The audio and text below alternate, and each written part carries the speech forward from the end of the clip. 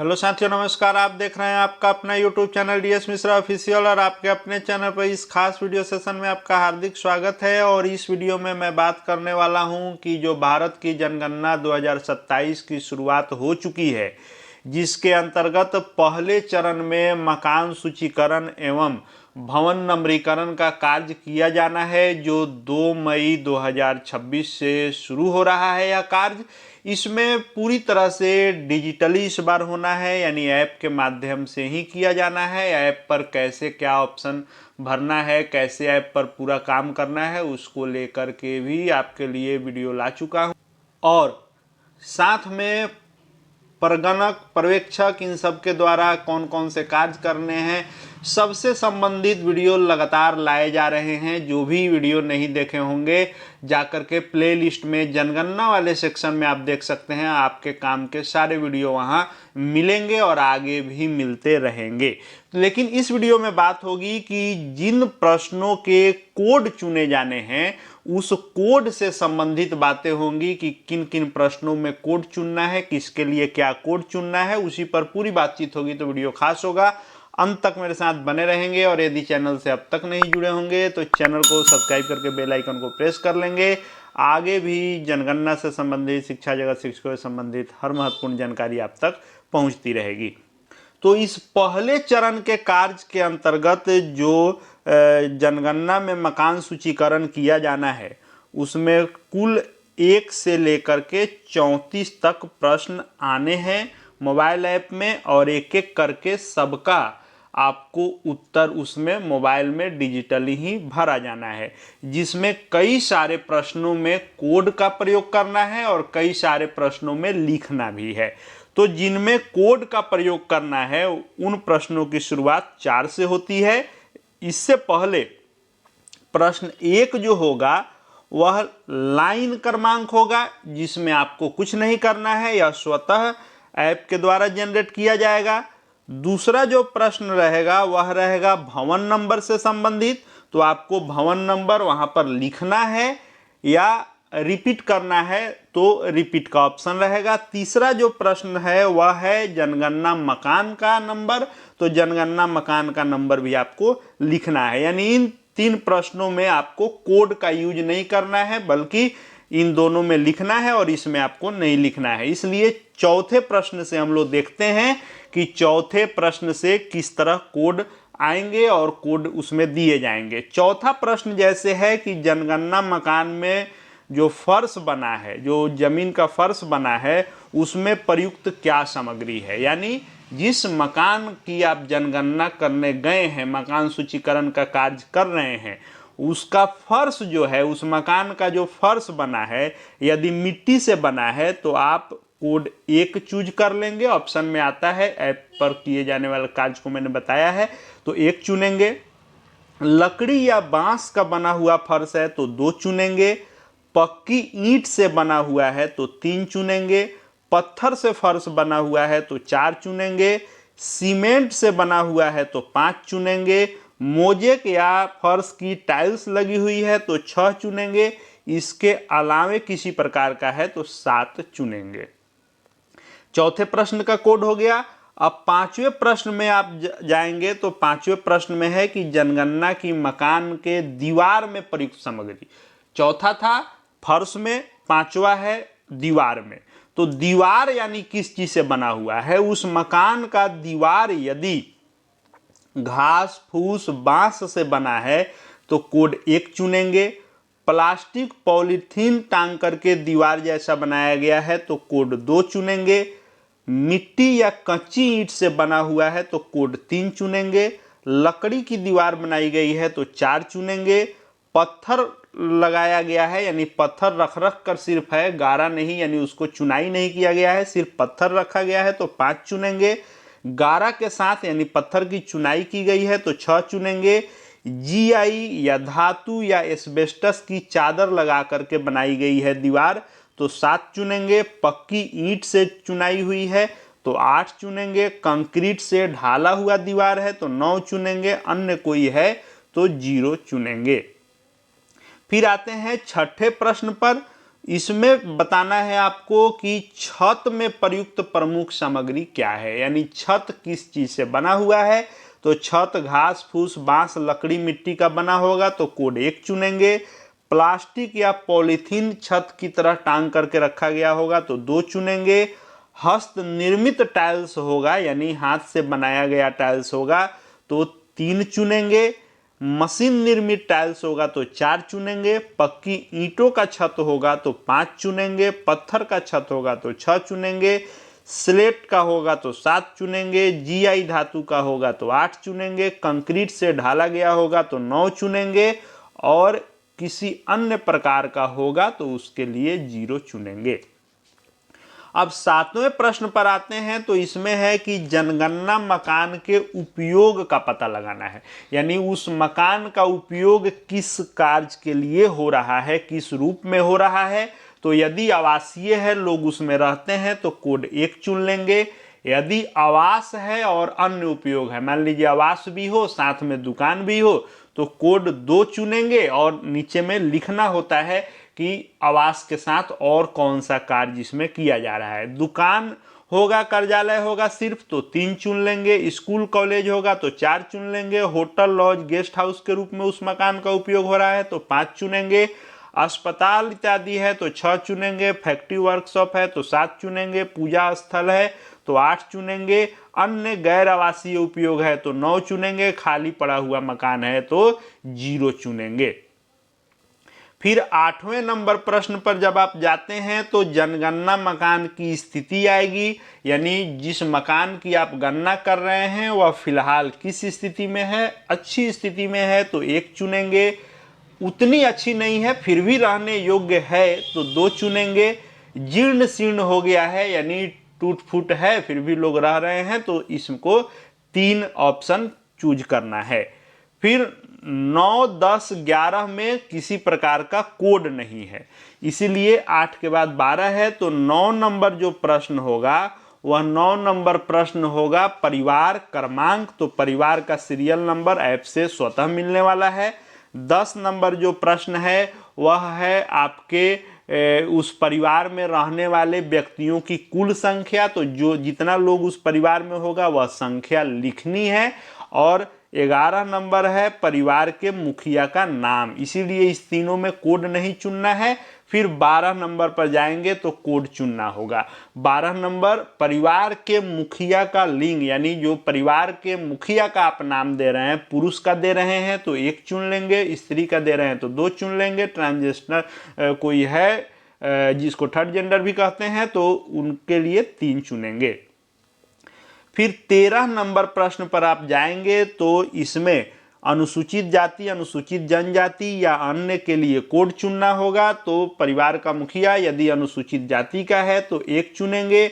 अनुसूचित जनजाति का मुखिया है तो 2 चुनेंगे या अन्य जाति का कोई है तो 3 चुनेंगे।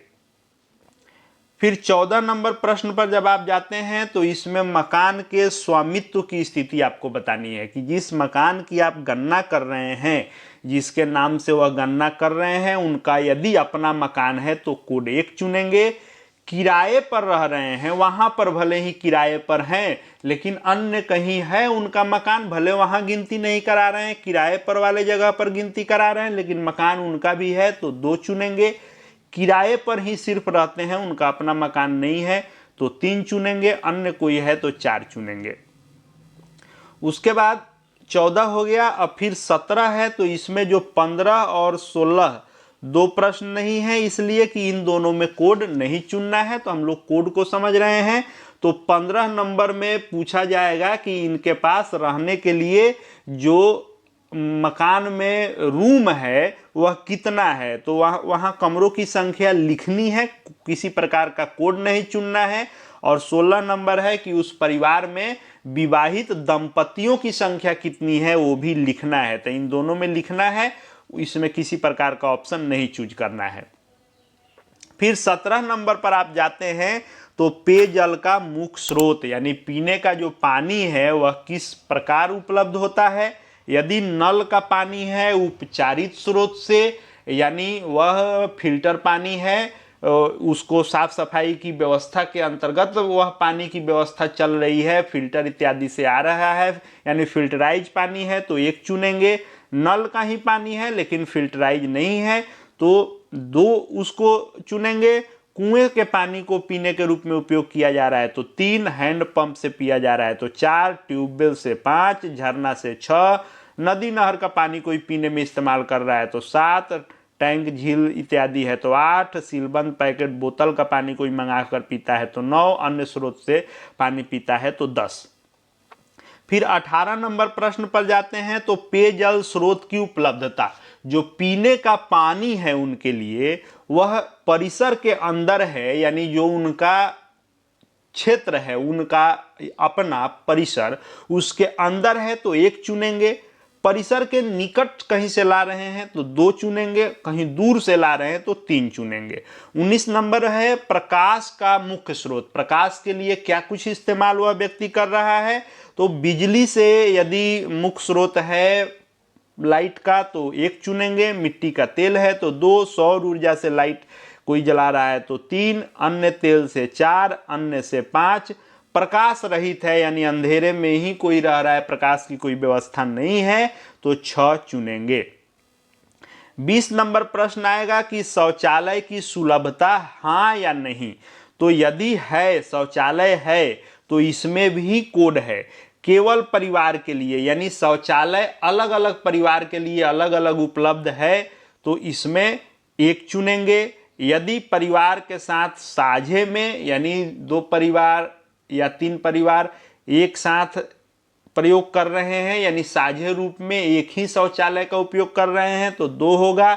सार्वजनिक शौचालय सरकारी शौचालय का उपयोग कोई कर रहा है तो 3, यदि नहीं है शौचालय खुले में कोई शौच कर रहा है तो 4 कोड चुनना है।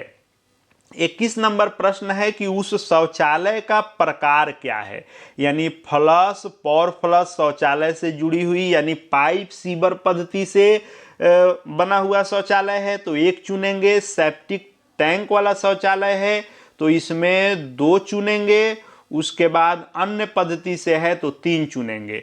2 गड्ढा वाला शौचालय जो आजकल बन रहा है गांव में खास करके अधिक आपको देखने को मिलेगा, तो ऐसा स्लैब के साथ उन्नत हवादार बना करके गड्ढा वैसा किया गया है शौचालय तो 4 है। स्लैब के बिना खुला गड्ढा है तो 5 है।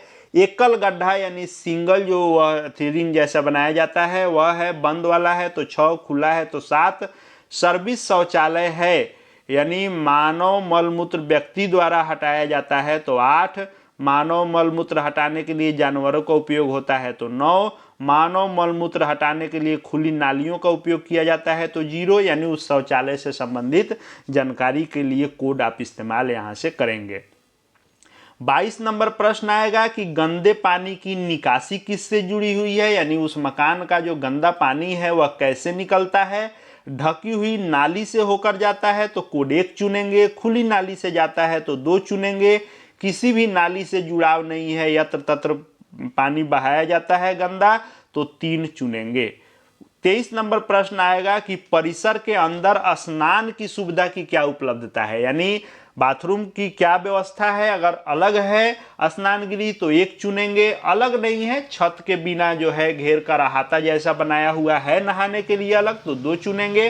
किसी प्रकार का स्नान गृह नहीं है तो 3 चुनेंगे। 24 नंबर आएगा कि रसोई घर और एलपीजी पीएनजी गैस कनेक्शन की क्या उपलब्धता है। रसोई घर में खाना पकाते हैं, यदि रसोई घर में खाना पकाते हैं तो एलपीजी गैस कनेक्शन उपलब्ध है तो 1 और उपलब्ध नहीं है तो 2, यानी इसमें से ऑप्शन चुनेंगे कब, जब अलग किचन में खाना बनता होगा तब। किचन अलग नहीं है लेकिन घर के भीतर खाना पकाते हैं तब एलपीजी गैस कनेक्शन उपलब्ध है तब 3 चुनेंगे। यदि एलपीजी गैस कनेक्शन नहीं है तो 4 चुनेंगे।